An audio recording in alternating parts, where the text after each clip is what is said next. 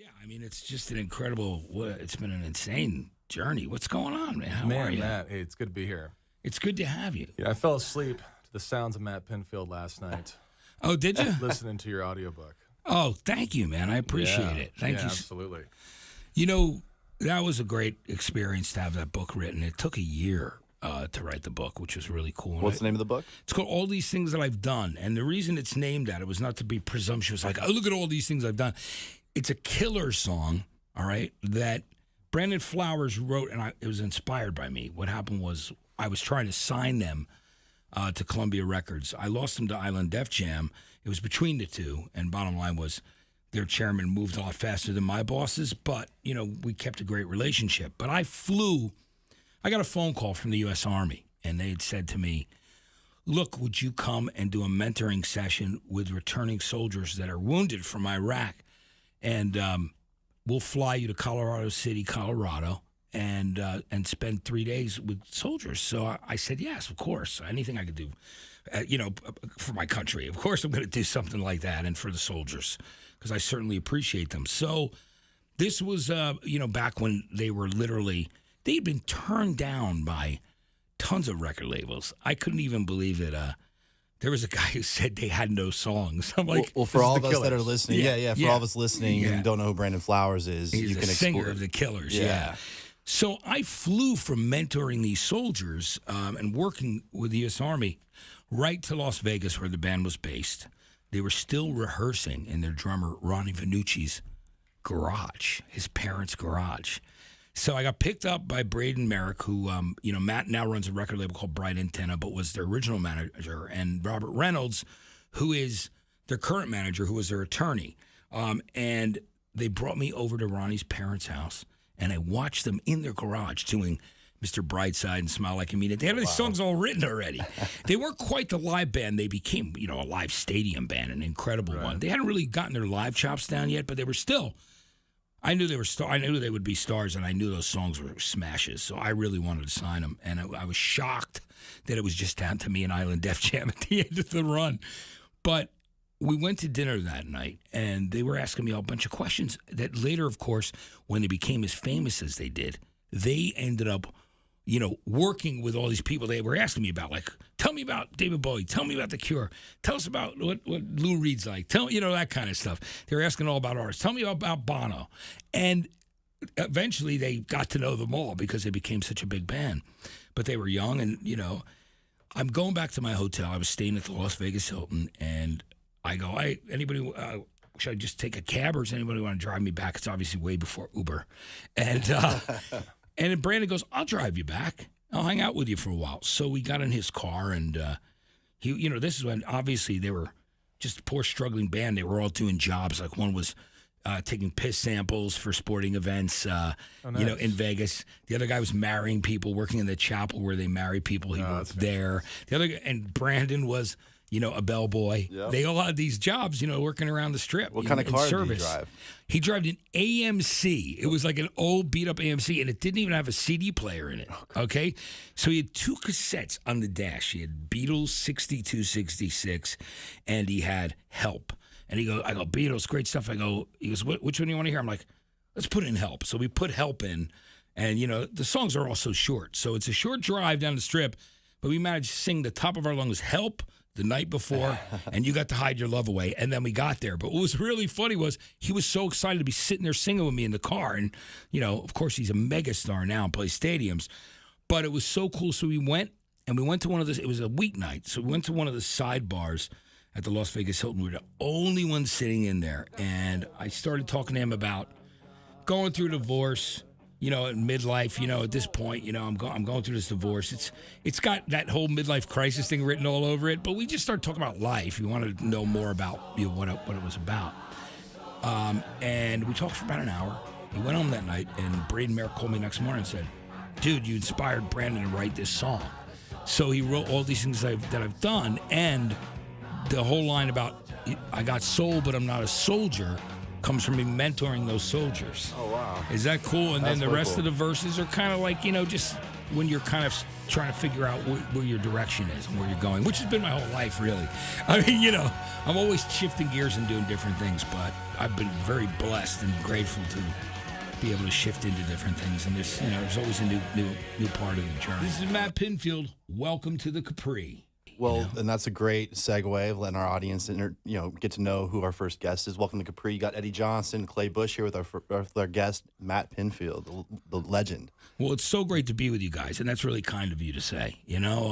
Well, I think we all, growing up, we all had MTV, and you were, I can say personally, you're probably a big reason why I'm into music. I mean, Eddie's familiar with you from the Farm Club. I'm familiar with you from MTV and MTV2 and all the 120 minutes you did, which... all those different programs allowed us to discover music, which for me personally, you're a big part of why I work in music. So for me, it's an honor to be sitting here interviewing you and flipping it on you a little bit. Yeah, well, it's an honor to have you, especially because it's funny because I've had you on as a guest, Clay, with the guys from Danny Wimmer Presents, your company that you work for, which put on some of the greatest festivals in the United States as far as I'm concerned. And, Thanks. I've been coming to them for a long time because I have a daughter who lives in Jacksonville, so I would come to Welcome to Rockville. Then I do some shooting or something at Rock on the Range. I've been to a bunch of them. Aftershock. I love all those festivals. So, it's and cool. Danny and I have been friends for years too, and Gary. So all the guys you work with, your whole crew. I've been friends with all of you for a long time, which is great. It's such a cool community, and it is a friendship, and that's the wonderful thing about what we get to do. And Eddie too, and where he comes back from. And I don't want to speak for you, but Eddie being a professional athlete playing in the NFL, community and these teams, right? Yeah. It's all about teams and learning and growing together and succeeding together. So it's family, it's fun. We're all blessed to do what we do. You're blessed to wake up and go to bed and do your podcast and do everything you get to do, and I get to do the same thing, and Eddie gets to do the same thing. So I love that, don't you, Eddie? It's cool. Yeah, 100%. Yeah, it's amazing when you're able to have those experiences and then build off of those later on in life and share those with other people. It's always great. That's amazing, and I appreciate you listening to the audiobook. Thank you for it was great. So tell me, so you were DJing in New York, correct? Yeah, I DJ'd in New York. How it started for me was, I started in college radio like so many other people do in Rutgers University in New Brunswick, New Jersey, it's the hub. It's the very central part of New Jersey. So in either direction, you're 45 minutes from New York City or Philadelphia. So it's right in the middle. That's why they call it the hub city. And it was a great experience for me because, I always wanted to be a DJ. I built like a pirate radio station with my father in the basement when I was like 9 years old. My dad built it. I just kind of, you know what I mean? But me and all the neighborhood kids, I'd bring them in if we weren't out playing baseball or running around the woods or riding our bikes. On rainy days, they'd come in and I'd make all of them DJs and give them fake names because, we were listening to Top 40 radio at the time, and everybody had like a fake name. So everybody had to have like a different moniker. Did you have a fake name? Or were you always Matt Pinfield? I think I was always Matt Pinfield, Really? just at that point in time. I get, it always seemed to roll off my tongue all right. Yeah. People would ask me all the time, "What's your radio name? What's your real name?" And I'm like, no, that's my real name. It's like an English-Irish name. You know what I mean? What were those playlists like? It was all, you got to remember how, this is the 70s, so it was definitely all classic rock, hard rock, and even top 40 stuff, because top 40 back then was a very different world. You know what I mean? So it was a lot of rock. I was always a big rock fan, Did you ever have like a good gimmicky intro when you first started out? Hey, this is Matt Pinfield coming to you live from the... Oh, it's one of those things where you practice when you're a kid. I don't know any DJ out there. I don't care who you are. I don't care if you're a Ryan Seacrest or Howard Stern. Everybody practiced, you know what I mean? Talking into microphones, talking into hairbrushes. Not necessarily me. I mean, I had hair at one time. I can say the same thing. A long time ago. Well, mine's gone to my face. We call it migration. Yeah. But, I don't look as good as you, bald. Oh, so, don't laugh. My girlfriend always says, yours is migrated to your balls. My girlfriend always makes fun of that. So you started out as a pirate DJ. Father's, dad built it in the basement with you. Yeah. Kids came over, and then you just felt it in your blood. It was what you wanted to do. Obviously, from an early age, it sounds like. Yeah, it was. I knew that I wanted to do radio from an early age, and of course, there was no MTV back then. So it was when MTV came out, I was as excited as everybody else. My mind was blown. I mean, my only real introduction to videos early on were things that people like David Bowie and the Beatles and other in the Stones and other people, they would shoot these promotional videos, promotional films, they would call them, and then bands throughout, like even Aerosmith, people throughout the years would shoot a promotional film every once in a while for a song, for whatever reason, But when MTV happened, I was like, wow, music all the time. It was such a new, novel idea, and it was exciting. So I didn't foresee myself. I mean, I was just grateful to be doing college radio. I didn't ever imagine that I would end up on television. So was Jimmy Iovine the first one who brought you out for that, or did you do MTV first and then you did Farm Club? Yeah, I'll tell you, I did MTV first because what happened was I loved MTV, and it was funny because I would see people on there and all those people. It's funny because I've become friends with all the ex-VJs too, and we all know each other. But I always said I could do that, because I knew that I knew a lot about music and I was passionate about it. But I never thought they'd ever put a bald guy on the air, to be dead honest with you, because at that point it was really, that wasn't what they were about. But I was building a following through DJing in rock clubs, DJing at a small radio station on the Jersey Shore, which became one of the first 15 alternative rock stations in the country, which was commercial, but it was out of this little house in the woods. It was pretty amazing, Everybody who would come and play the Asbury Park Market would come out there and do interviews. So everybody came there, from like the Jeff Buckleys of the world to Blur. I mean, I'm just using this as an example. There were so many people that came and sat and played acoustic and, visited that radio station. The Chili Peppers drove out in their RV. You know what I mean? Like really? So yeah. It was just out in the woods. It was like out, yeah. Well, you came up, and like I said, for me as a music fan growing up, and you being such a face of MTV, and that's where I was really ingesting music. What was that day when that moment came when MTV called you for you? Like, was it just, I'm sure that was surreal to a point and you've been chasing it, or? Well, here it was extremely surreal, but it happened very accidentally and naively, because it's really funny. All this stuff, within about a year, they launched Real World, which, before it became the phenomenon, because Real World was an accident. They were supposed to have an acted soap opera, and then they didn't want to pay SAG. They didn't want to pay the union fees. In other words, they wanted to hold to that. So they wanted to be able to pay their people on the shows in a buyout. So they had this house already rented. So the whole reality TV boom happened by accident, which is pretty crazy. So that's how Real World was. So because I DJ'd in this club called The Melody in New Jersey that I'd done for 13 years, and we'd pack it out. Even artists would come from New York and hear it was a cool place to go, and they'd drive there instead of going out to the New York club. So I built up a great reputation doing that. But when Real World started, this is pretty funny.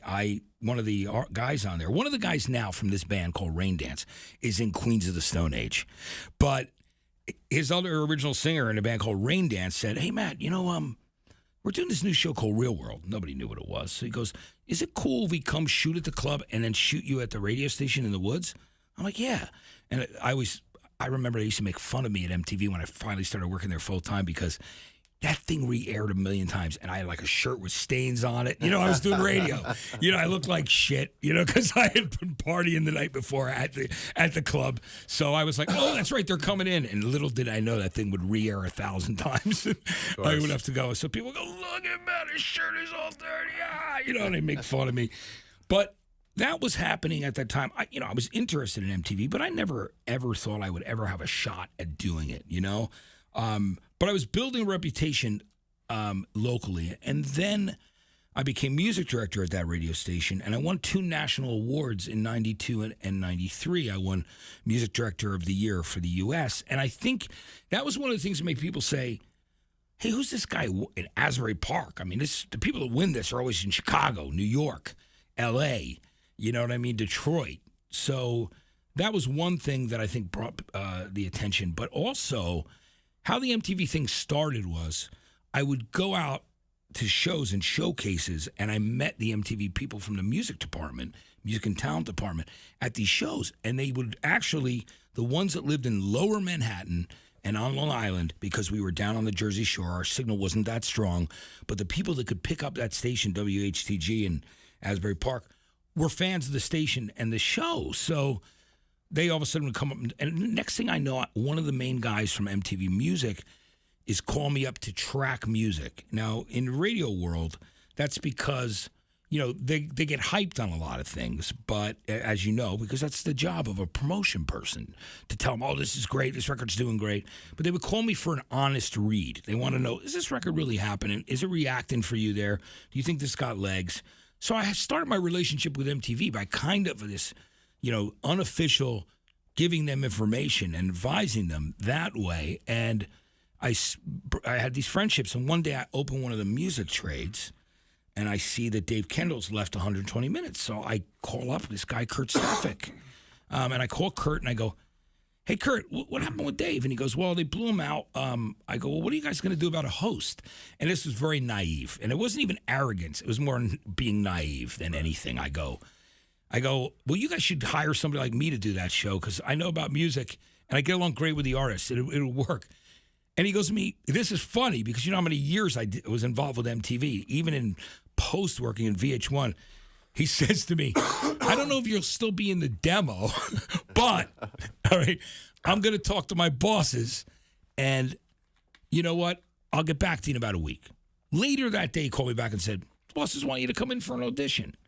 So that was a shock to me. I went in for an audition. I was cotton-mouthed. Can you imagine? I'm sweating. I was like a deer in headlights. I'd never been in front of a camera I was going to ask, what was that like for you, your first camera experience? Well, I went in. I did the audition. I had to talk about myself, so I kind of explained the radio station, the club, all the things that kind of what I thought made me qualify for doing a show like 120 minutes. And then I did sample breaks and throws to videos, And I was a bit cottonmouthed because I was nervous. I won't lie, you know what I mean? And sweaty palms. So yeah, you can imagine sweaty palms, sweaty bald head. I got and then they stayed in touch with me, and I get a call saying that they really liked it, and they would eventually like me to do a show. But at this point, 120 and as influential as 120 minutes is, it was never on their high priority list. They knew it was an important show. They knew it was an important vehicle, but it wasn't the thing that they were like, oh, we got to find a host for that tomorrow, like they would for, say, a Singled Out or some of the other shows that might have been on at that time. So I get a phone call. Hey, we've got artists hosting the show, but Depeche Mode don't want to do it. They don't want to host the show. So this is your shot. You're going to come in and you're going to do Depeche Mode. And this was in 93, Oh, don't worry about it. Yeah. And this was in 93, and I was a bit stiff, I won't lie, for my very first show because it was all new for me.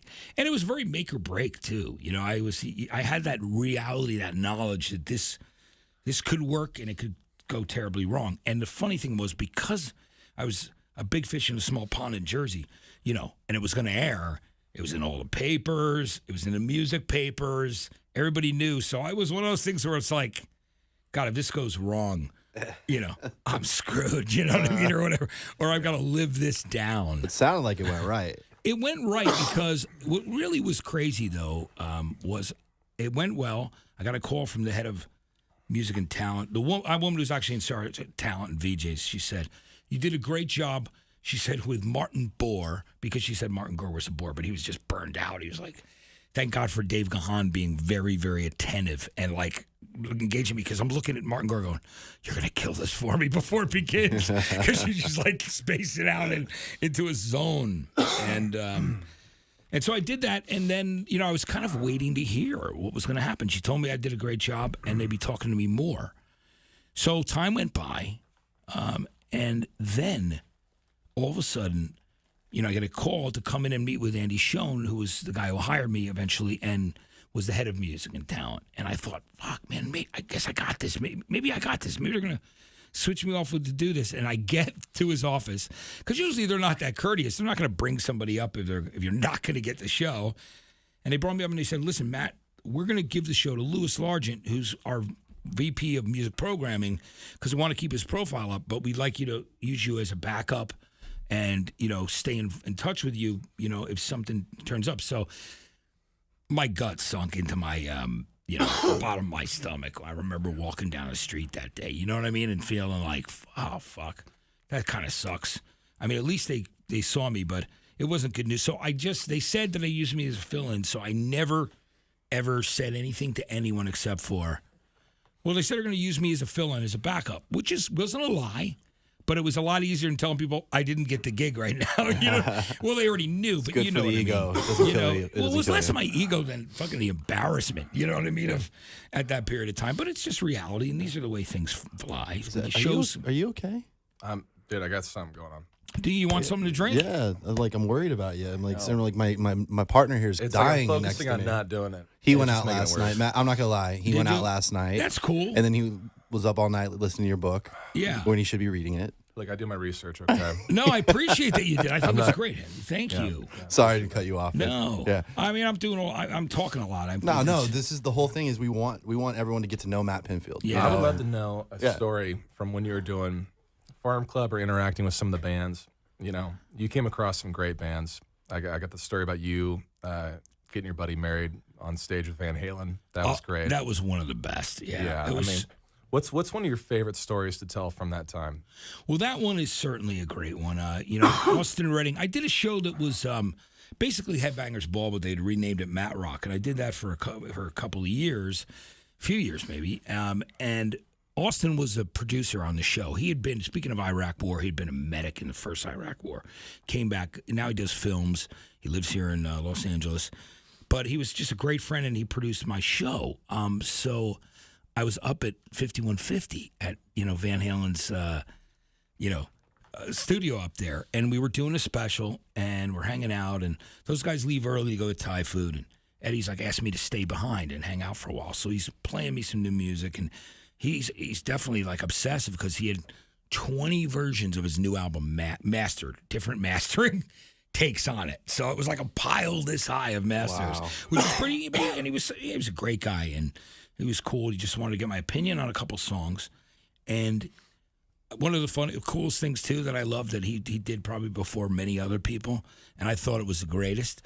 The bathroom between the actual studio at 5150 and the green room has a 1/4-inch jack for a guitar wire under the toilet spindle. So you could sit on the toilet and riff. So you could sit on the toilet and write a riff. That's probably where all the great riffs come some from. of those great Van Halen riffs. Some people read, some people shred. Yeah, exactly. He shits and shreds. Do not force it out. Is that Just let it happen hilarious? naturally. But it's so cool. That should be a video that they should do, is shitting and shredding at the same time. Yeah. I wouldn't want to watch it, but I'd love to listen I'm to sure it. it's been done by You people. might want to listen to Van Halen. Yeah. That might help you out a little That bit. might help. Right, exactly.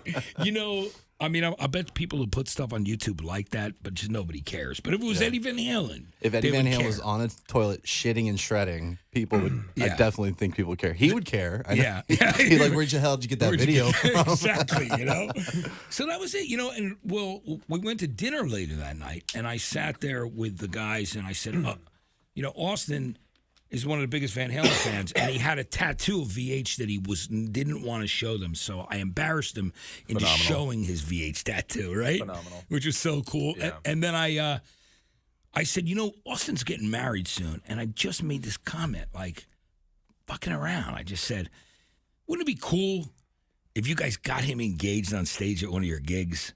That would be like a lifelong dream for him. And they go, let's do it. So we did it at Madison Square Garden. Oh, wow. And there's footage of it. It was so crazy. We were shooting the MTV Beach House, and we were on our way. And I remember Nickelback were opening. They were, it was their first tour, and they were opening for Van Halen. We get there just in time for the Van Halen set because we were stuck in traffic, on weekend traffic. We get up there, and Austin's wife, Julie, at the time his girlfriend, she thought she was going to see me sing backup on Jump or something. He totally made up some story why she had to come to this thing. So she met us there, and I go up on stage before the encore, and I basically say to the audience, and they were, I got a great crowd response, which was really, really nice. And then I said, look, I want to say the guy that produces my show, it's been his lifelong dream to get on stage with Van Halen, and we're going to make that happen tonight. So I pull Austin up. He comes up, and he grabs the microphone, and he goes, yeah, it has been my lifelong dream to be on stage with Van Halen, but I have something more important to do tonight. And Eddie and Michael Anthony are pulling her up on the stage. She doesn't know what's going on. She comes up on the stage. He drops to his knees, presents her the ring. It's on the big screen. It was amazing. It was just this incredible moment. She said yes. She Cried better have it. nuts. Madison Square Garden. Yeah, No pressure. exactly. No you pressure. know.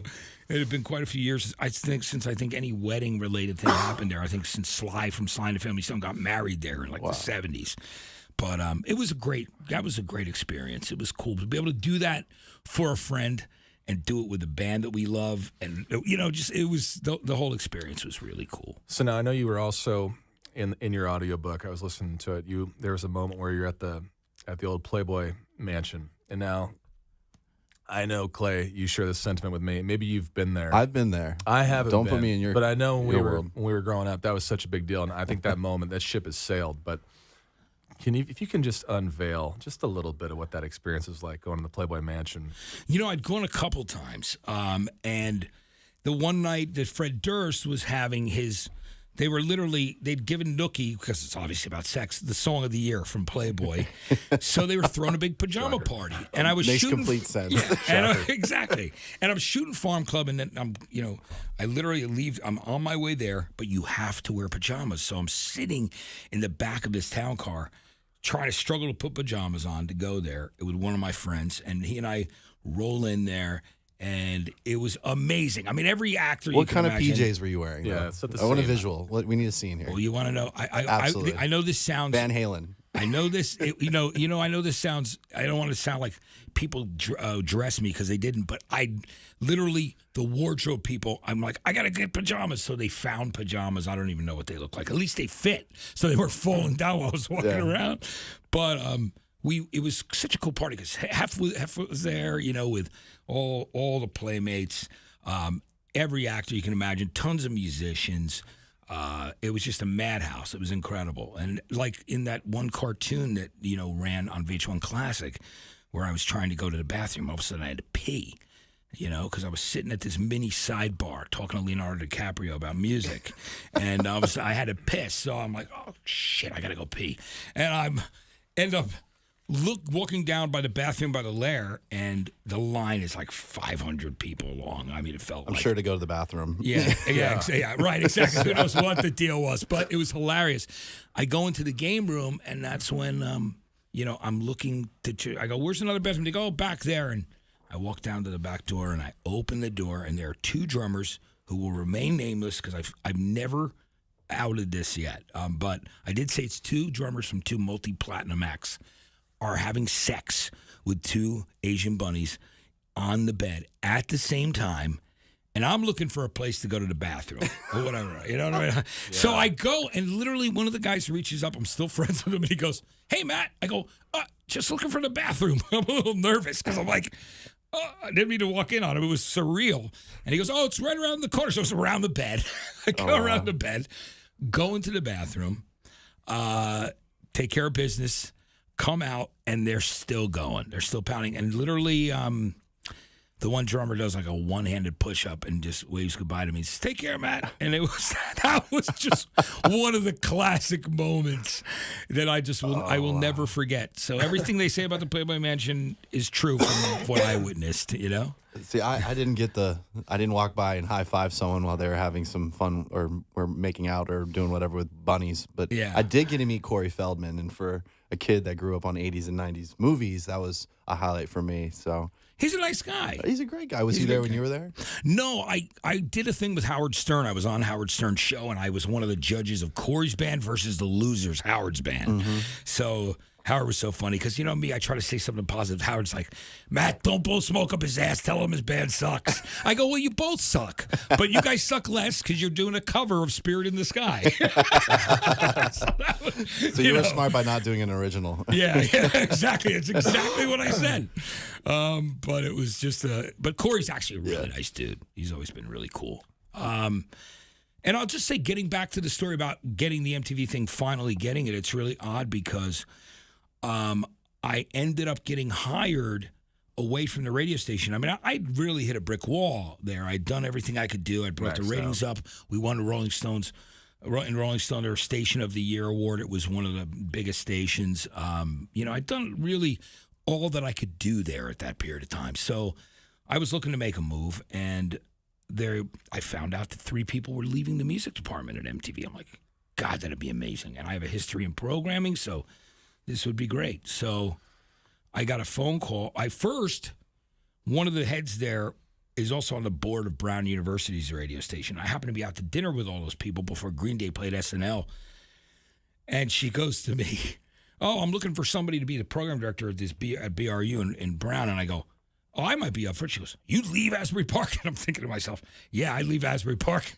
I'm working 3 jobs to make a fucking living. So, when you're in small market radio, you got to supplement. You got to do what you got to do. I mean, in life in general, you do. And so the next thing I know, I get a phone call from Andy saying, "Hey, look, we want to talk to you. 3 people are leaving, and we're creating 3 new positions in the MTV Music and Talent Department." And I was like, I went up there for the interview. I was like so excited to get the opportunity to, because at that point, MTV was like the biggest, most influential music source in the country. It was like the biggest top 40 radio station, basically. It was, and for rock. So, I got up there and I eventually got the phone call. My old radio station in the woods, it had like an old phone with 3 lines on it that even the sales department and promotion, you had to go through the woman who owned the house, her kitchen, to get down to where the office was for the salespeople and the production. All our equipment was old. We just made do, it was like with everything we had, and it was all perception, because the station was great. Mm-hmm. But we didn't have many tools to work with. There just wasn't the finances for it.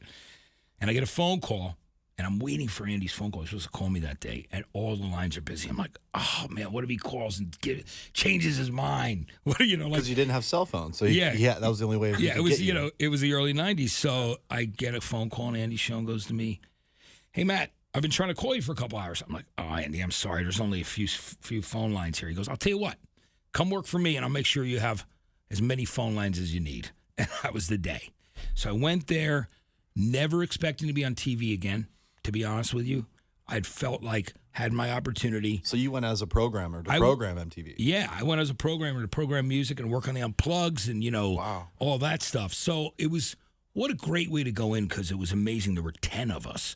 For those people that might want to know what that was like back then, there were 10 people that would sit around like you would in, on a radio station if you have like a music director, a program director, some of your jocks, you know what I mean?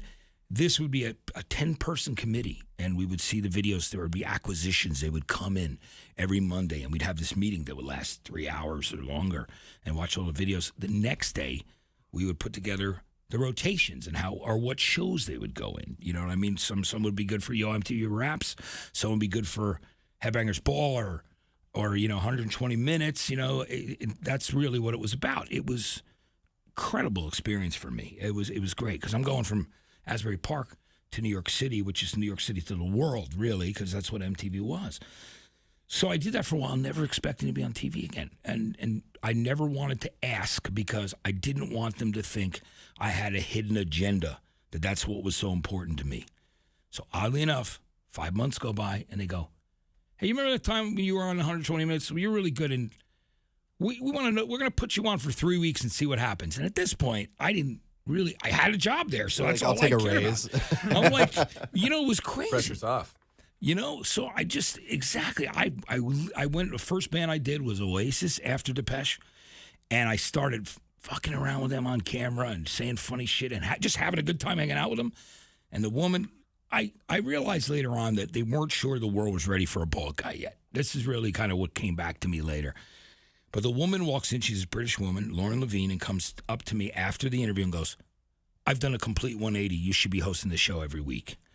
So then it became years. And next thing I know, they're doing research, and they're getting back that I have the lowest burn of a VJ and the highest approval rating, because they said it's really interesting because the Black and Hispanic community likes you too, because I was just a real guy. People liked the information, and I wasn't showy in that way. I was definitely, outgoing, but you know what I'm trying to say. Do you think that comes down to just, you said you were interacting with Oasis, which I got to ask you, how was that with the Gallagher brothers? Oh, it was great. Well, it's funny. With Liam, my interactions with him, because he was never really there for those interviews. It would use, like the first time it was Noel Gallagher and Bonehead, the guitar player. And, I started almost a fight with them fighting over Manchester City or United. You know what I mean? There was some really, just funny stuff where they start arguing, and I look at the camera and go, well, these guys are figuring this out and fighting. We're going to go to some commercials, and we'll be right back. So I just let it go.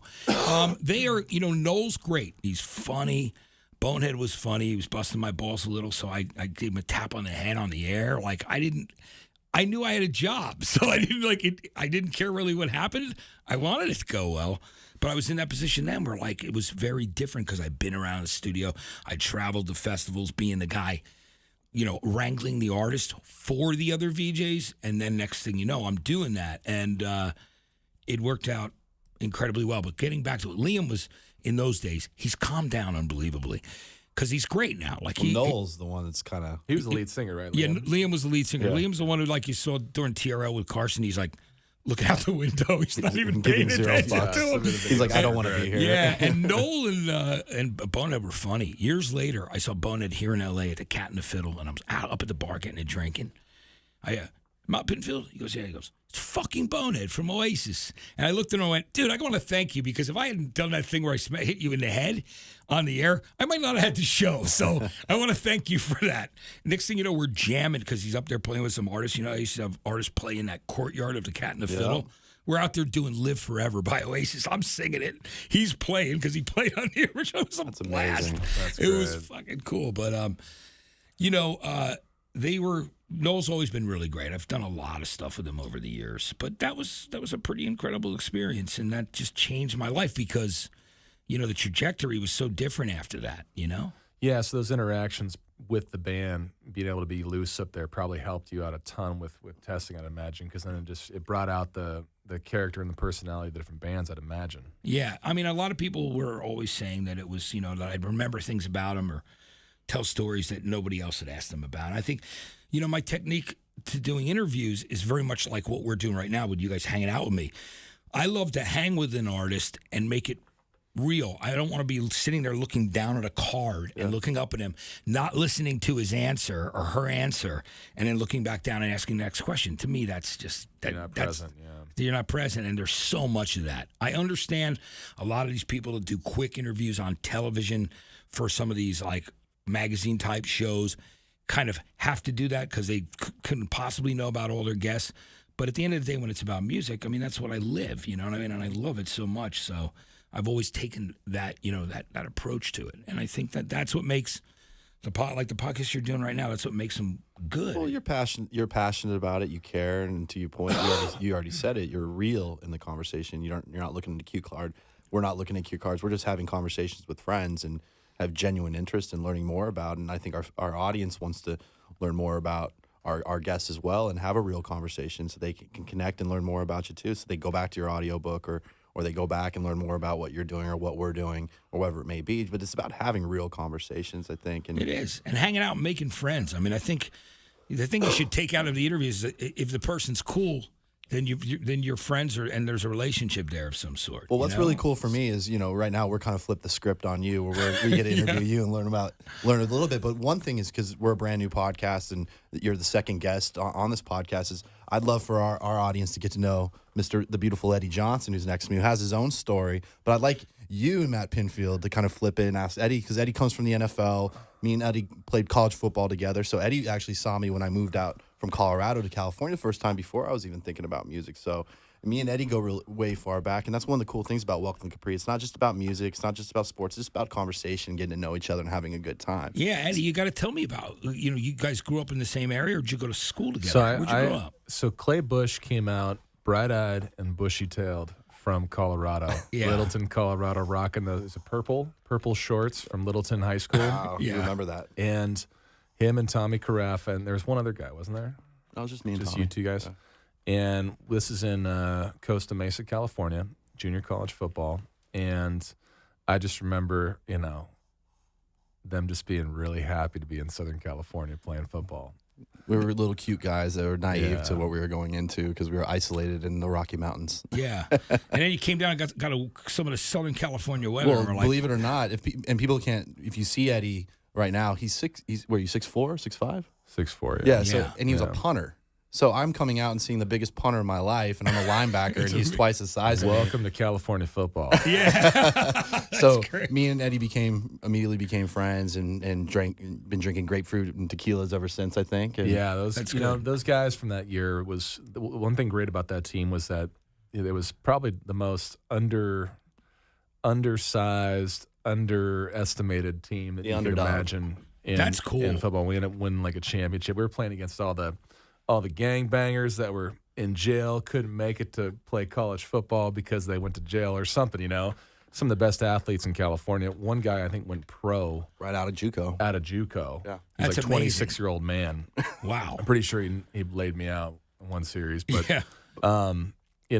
And then we ended up, I think, tying for a championship that year, which was cool. But I'd like to ask you something about Jerry Maguire. Yeah. Okay, so I was listening to your book, and Cameron Crowe offered for you to come out and do a part. What was your part that you were going to do in that movie? I was going to do the part that my friend Jerry Cantrell ended up doing. Do you know the part in the Kinkos where he go? Yeah. From yeah. Well, there were two. It's really interesting how it went down because I thought it was bullshit. I got this phone call that said, Cameron Crowe wants to talk to you about being in a movie. And I thought, somebody's jerking my chain because I had only been on MTV doing 120 minutes like 3 times at that point. But he saw me and he was like, dude, I got to have that guy in my movie, which was really fucking cool.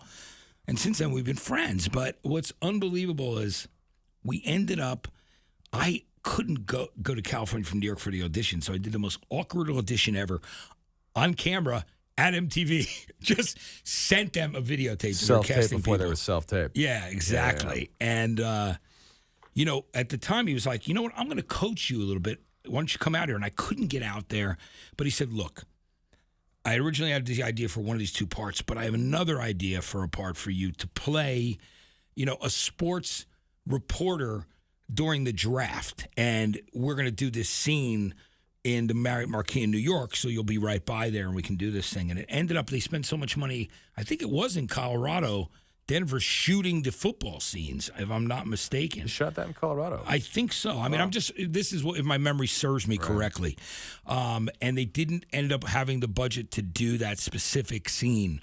So he wrote me a really nice letter. And but one of the funniest letters I have from Cameron Crowe is great, where he's talking about all this thing. We used to talk about old Elvis movies, you know what I mean? Because where some people make fun of the old Elvis movies, we appreciate them and we think they're fun, you know what I mean? So, yeah, it's a movie. It's a movie, and and some of it's really, really cheesy, but it's great at the same time for the entertainment value.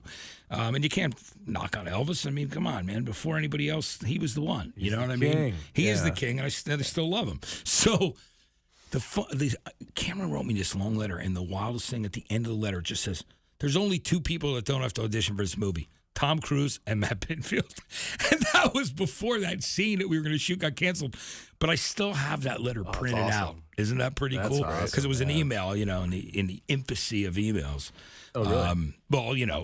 This was 95, but it was just Matt Pinfield at AOL.com or Prodigy. Yeah, and at that point it was at MTV.com because he sent it to my office. But isn't that was crazy? But I wanted, I wish I had been in the movie. It's another one of those things That's a classic movie. It's so great, isn't it? Have you done any movies? I've done a bunch of independent films, but I've been on Portlandia, I got a call from Fred Armisen, who from SNL and other shows. So I play myself, Kurt Loder's in it, Tabitha Soren. We played it in this episode where he wants us to break into MTV and take it back from the tweens. So, because he hasn't watched it in years. Can that still happen? I don't think so. There's no music there for you. There's really no music. Unless you want to get a guest spot on Teen Mom. We'll film our own reality. We'll film our own reality show of that happening and air it on MTV. Wouldn't that be hilarious? So we did a whole fake scene where we break in and we use the W Hotel in Portland, and we all come out in these burglar outfits, or I clothesline this girl in the whole way. We had a blast shooting that. And then I did an episode of Dennis Leary's Sex and Drugs and Rock and Roll, because I love Dennis. I love Rescue Me. So I always wanted to be on that show. I eventually reached out to Dennis. I'm like, got this new show. Man, and he wrote me a part into it, which was pretty fucking cool. That's awesome, man. So, yeah, man, I've been very blessed that way. You've been also, we're learning and hearing so many stories of everything you've done in your career. But the one I always love to hear is the first in the room stories, like you said, with the Killers is one Yeah. example you gave. What are some other examples? I know you were first in the room when you met Wes Scantlin from Puddle of Mud. You know, what are some of those first the That room story was moments? unbelievable. Yeah, I'd love for our audience. I'd love for Eddie to hear that because Well, Danny Wimmer, of course, who runs Danny Wimmer Presents, who's one of Clay's partners there. Danny was running the record label for Fred Durst. He was, he Flawless did Records, Flawless through Records, Geffen. great label. Danny was really had a natural ear. He had a Milk Bar, of course, in Jacksonville, so he was always nurturing and looking at talent. And he found this guy, Wes Scantlin. So he ended up. I was over Fred's house. I'd just flown in to meet with Jimmy Iovine and just closing the deal with him and Andy to do Farm Club.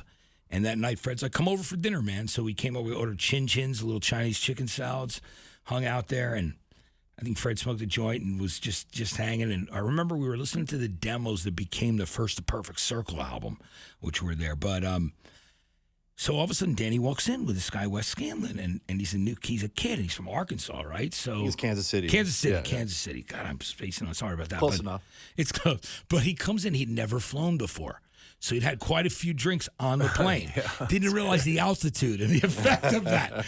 And he was really happy. It was a whole new world for him. So he walks into Fred's house, and Fred and I are sitting there, and Danny goes, "Hey, Matt, this is Wes, the guy I told you about." Here, he comes in with Fred. Danny brings him. Wes, and Fred just looks at him and goes, "I tell you, this guy sounds like Kurt Cobain." He looks at him, points at him, and goes, "Play Rape Me for Matt right now." So he sits out and plays Rape Me, and then he was really excited. But Danny, thank God Danny's, got through to Fred, because at the time Fred thought music was good, but Fred was a little high, and he was hyper wasted from drinking, so it was a little bit intense for Fred at the time. And when I'm leaving, Fred goes to me at the door. He goes, "I'm not sure about this guy." I go, "Well, why don't you just wait and see him tomorrow when he's a little more sober and feel it out?" And he goes, "Yeah, that's what I'm going to do." And then Danny brought him over to the Mondrian Hotel. I was staying there at the same time. So I'm in the gym the next day, and Wes comes by and goes, "Man, I think I really blew it. I was all fucked up. I go, don't worry about it, man." I go, "You'll meet him again today. You'll get things done, whatever." But I think, it took Danny Wimmer to really convince Fred to do that, and it paid off very well for Fred. Paid off for Wes. Yeah, for Wes, for everybody. I think that song's the #1 song most spun in the history of MTV. Blurry. Is that Yeah. true? That might be true. It could be. In one of the top 5s. I know that. It's a great song. Yeah. It's an incredible Did song. Fred produce his record then? Is that what happened? Fred was involved in a lot of the creative side. It was, and through Danny, it was through Flawless, I Yeah, it was think, through and that Flawless, was the yeah. record label. So I'm sure Fred was in the Yeah. studio, and Fred was in the studio. A&Ring the shit out of that record, and Yeah. Danny was A&Ring the shit out of that record, and Yeah. they built that band around Wes and brought Paul Phillips in. And Yeah, brought, who's a great friend still. Paul's great. Hey, what's up, Paul? Yeah, we love Paul. Yeah. And Brad Stewart, I all don't know those you, guys Paul, that but were in what's the band. up? But that was one of those really cool experiences when it makes you really happy, to see somebody break through like that. I thought that was great. I mean, a recent artist who broke through a few years ago was Nathaniel Rateliff. That song S.O.B., Son of a Bitch, Give Me a Drink. Well, I remember he was in a band called Born in the Flood, and I was working on this documentary for these people in Denver, and I met him in that band, and we tore up Denver. He took me all around, and we just became friends. And one time he came to New York City for my morning show there, and, he's playing for like 70 people. I said, "Come up and do a song." I just said, I just opened up the studio to him to come up and be on a morning show that, 3 million or more people are listening to, but gave him a shot while he was in town to do that. All of a sudden, a few years go by, I'm in the car, I'm on Sirius XM, I turn and I hear his voice. I look down and it says Nathaniel Rateliff. I go, "Holy shit, That's it's awesome. Nate." And I couldn't have been happier. You're always happy when people get that breakthrough moment and things work out really well for them. You love seeing that, especially with people that have paid their dues, Yeah. it's a big See, deal. I've been first in the room, and I didn't really fully get it until 5-10 years later, and you really see what's happened. I was in a room with Imagine Dragons. There's only 15 people, and I sat there and I could not wrap my head around it, and I didn't think it was going to do anything. And we all know how big Imagine Dragons, it's an arena act in the U.S., but it's not even people passed on Nirvana. People passed on Guns N' Roses. I mean, They it's passed just, on the Killers while I was there. Of course, they Right. passed on Guns. A lot of the biggest artists have been passed on 2 or 3 times. Some of them before they get signed, which is pretty amazing when you think about it. And because I always said this is not to disrespect any of the A&R people that are out there now, because I like a lot of them. I think a lot of them are geniuses and they're really great. And I did A&R Columbia Records, but I found that in an industry, it tends to chase its own tail. Like if John Mayer's the new thing, we got to have a singer-songwriter like that. If it sounds like Imagine Dragons, we got to get a band that chants and does this kind of thing with a little bit of trap drumming. You know what I'm trying to say? It's the industry. When one thing's successful, people are always trying to, jump on the back of that. And speaking of Imagine Dragons, you know what's really crazy? What's that? Imagine Dragons, Killer's manager, who was their attorney, Robert Reynolds, his brother manages Imagine Dragons. Yep.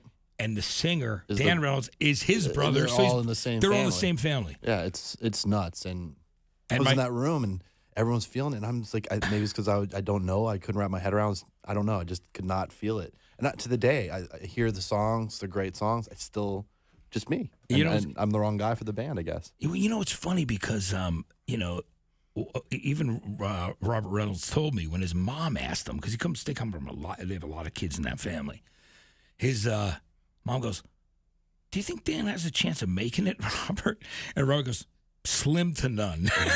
And it wasn't because he didn't think he had talent. He just knows how hard it is to break into the business and to get a shot and to get some legs and have any longevity. I mean, it's a lot of work and it's a lot of luck. It's a lot of right time, right place, and just being on the cusp of something that people want to hear. And, it's also a business now too. The music business is changed since the internet's come, and you're discovering music differently. The bands are treating these as brands and businesses now, hopefully, and I think the successful ones treat it as a business. Social media allows you not to fuck around anymore because everyone's exposed. So a lot of the stories we got from Andy Gould on the last podcast we did, telling us how chaotic it could have been in the backstage during the Pantera era, and when he was managing Guns and Linkin Parks and of the worlds and all these bands that he's had, times have changed. And people are growing up. I'm certainly glad that they didn't have cell phone cameras for many of my years. Cell phone videos, yeah. That's all I can Could you tell imagine what would be out there right now? I would be sunk. And they're waterproof now, too. Yeah, now they're waterproof. So underwater, they can they can go take underwater, pictures of you. shower, anywhere. Yeah. I mean, I think also there's a couple different aspects. I agree with you. I think it's because everything is out there, and I think people are hopefully have learned a lot about the insanity and the downfall of that side of it from some of the artists that have come before them. You know what I mean? But do you think artists are playing it too safe now because of what's quote-unquote successful artists are getting and how they're changing their sound or the way they're adapting to social media? I think that every artist, unless you're one of those literal Teflon artists where it doesn't matter, no matter what, someone's you have this incredible built-in audience. I think everybody has had to adjust, and I think they do. I think that you really have to take those things seriously. So what do you think, you being the tastemaker you are, how does a young artist get on Matt Pinfield's radar? What do you recommend them be doing outside of just playing a show and the same cliche thing we say to every band trying to make it? Oh, well, we tell them to make sure they do shows and they can deliver live, but they have to really perfect their songwriting as well. And I think getting it out there, I mean, building some kind of base, even I always say, get a map, draw a small circle as far out as you think you can go without having it cost you too much money, and start playing as many places as you can. Even if you play for 7 people, just get out there and do the ropes. But also, you have to use every bit of social media and get your music to Spotify and Apple Music. You've got to get your music up there, and it doesn't take $1 million to get on one of their playlists. It just has to catch the eye of somebody there or the ear. I mean, it's one of those things. What would you like to see that maybe you think is missing? Just from, for me, I know I love the older, dangerous rock bands. I love the 80s music. Are you talking rock and roll specifically? I'm talking rock and roll right now. I'm talking Motley Crue. I'm talking Van Halen. I'm talking Dave Lee Roth throwing front kicks. That's what I'm talking.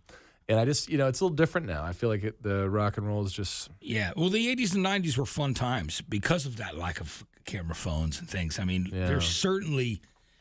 I lived through a lot of that and did my share of partying with all those guys. And, and I'm still here to talk about it. But I'm grateful for all those crazy times that we had, because I'm still here. I know. I would love to see a band come up. I know it's not probably good for the band, but I would love to see a dangerous band come up that's just...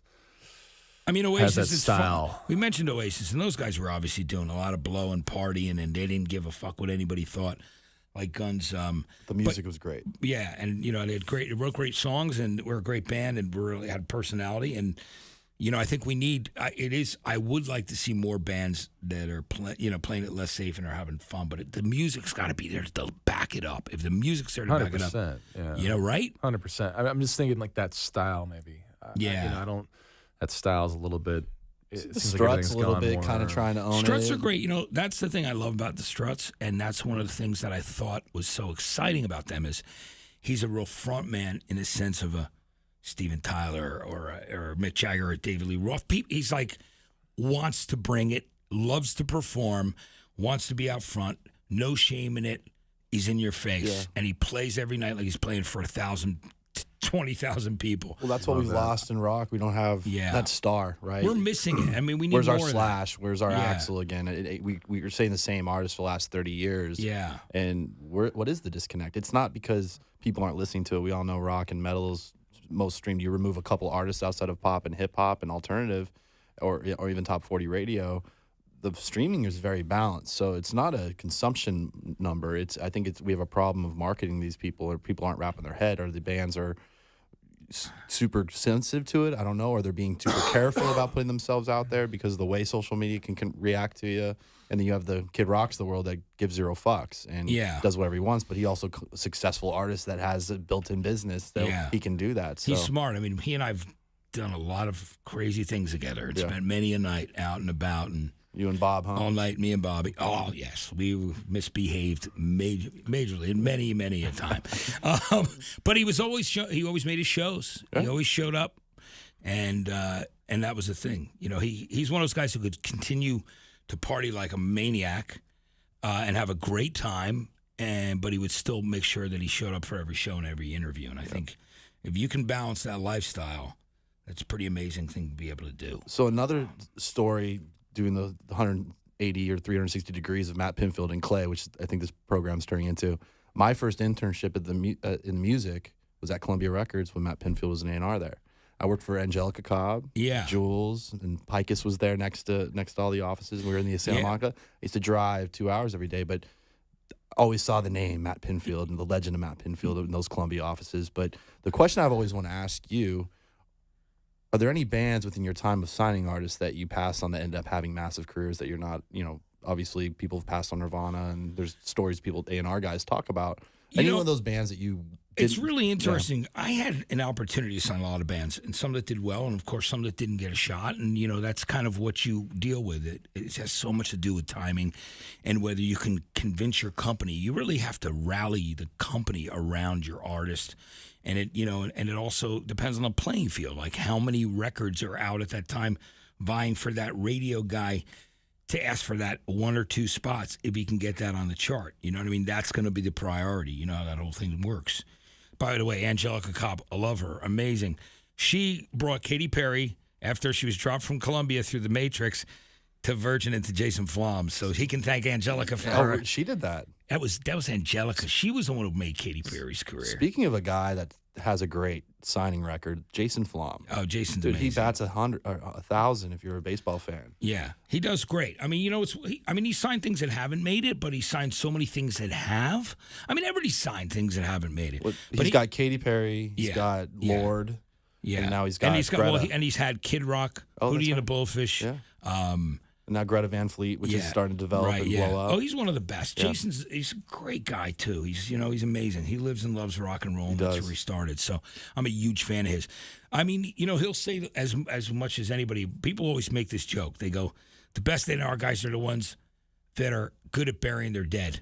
And that's a really cruel thing to say, but they mean, all right, that record didn't make it, then they're kind of like on to the next kind of thing. To answer your question, I got to be honest that because Columbia was such a big place, there was nobody that I passed on that blew up. There were other artists that I liked that maybe other people were interested in the company that, didn't get to sign them or signed them. Yeah. We kind of worked in that way. It was separate, but there was teamwork involved in it. Because I remember when one of the guys who worked at our West Coast office wanted to sign All American Rejects, and he asked me to come out to Wichita, Kansas, to bring them on stage at this little show. They were playing in the back of a bar. Yeah, like they were coming on after a cover band, and it was just us after that to see them play. You know, I mean, those kind of stories go on and on. But you know, you do hear about those stories. It's just that, you know, I was always really respectful of the other A&R guys there. So there isn't really anybody, and I'm not just saying this. If there was one, I'd be the first to admit it. I'm always the first one. It's in my book, you know, the first to admit how disappointed I was. I didn't close the Killers, but I was going up against Leor Cohen, who was, and Rob Stevenson's a great A&R guy, and, you know, he was their day-to-day A&R guy and brought them into Leor. But Leor was on top of that before my bosses were. My bosses were like coasting. In fact, the night before they were going to come in, when Leor brought them in a limo up to his apartment on the Upper East Side of New York City and said, "What do I have to do to be in the Killers business?" I mean, he closed the deal that day because he's the one signing the checks at the end of the day. Yeah. Do you know what I mean? So, and my bosses were, yeah, the Killers, that's good. Bring them in, have them come in tomorrow. Because that night, my bosses had like a charity dinner with Beyonce and John Mayer that they had to be at, understandably. But that was it. I mean, it was a matter of 12 hours. That 12 hours meant that I wasn't going to get the band. And, you know, Leor, because he's so aggressive at his signing practices, and Leor's trying to hire me. I mean, I like Leor. He's a great guy. I think there's no telling that they wouldn't have gotten the band anyway. But I kept a good relationship with the Killers because there were some people at Columbia who said to me, why, how could you still talk to those guys? They didn't sign with you. I'm like, well, I wear two hats. At the same time, I was doing the new music show on K-Rock in New York. I do all this other stuff.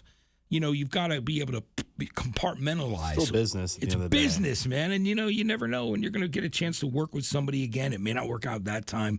It may work out later on. So, well, what's next for Matt Pinfield? You know, obviously we appreciate you coming on the show and being with Eddie and I. Where can people learn more about you? What's going on with Matt? I mean, if you can go to my Twitter at Matt Pinfield, that's the best way to do it. And then there's one on Facebook. It's Matthew Pinfield. You look at that one. It's there. So, but I am like working on doing some new things. I'm in a bit of a crossroads at this moment. To be honest with you, like this happens every two or 3 or 4 years, where some things are coming, some things are going.